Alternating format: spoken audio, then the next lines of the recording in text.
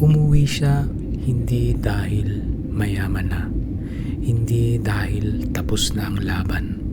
Umuwi siya dahil akala niya handa na siya. May ipon siya, may tiwala sa sarili, may tapang.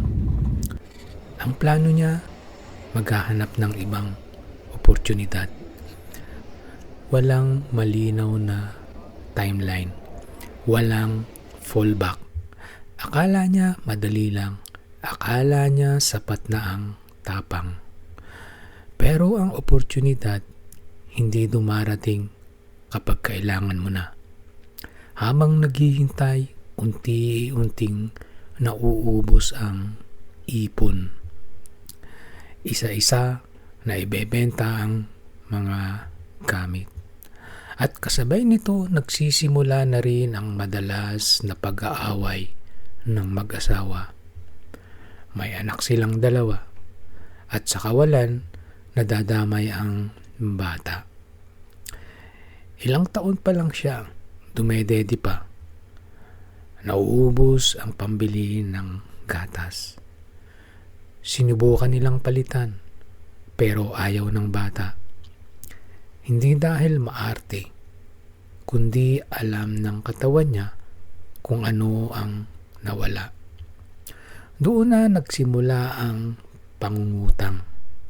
1 beses, 2 beses. Hanggang sa wala nang gustong magpautang. Tinatawagan niya ang mga kapatid.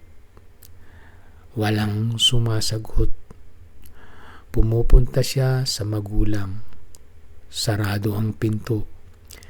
Hindi dahil masama sila, kundi dahil takot silang utangan. Hindi siya tamad. Hindi siya pabaya. Hindi siya masamang ama. Hindi lang siya handa. Ang pag-uwi pala, hindi lang desisyon. Hindi lang tapang. Hindi lang ipon. Ang pag-uwi ay kailangan ng sistema. Sa episode 6, pag-usapan natin kung nasaid ka na, paano ka babangon. Muli, this is Money Talks TV. Maraming salamat sa panonood at ingat tayong lahat.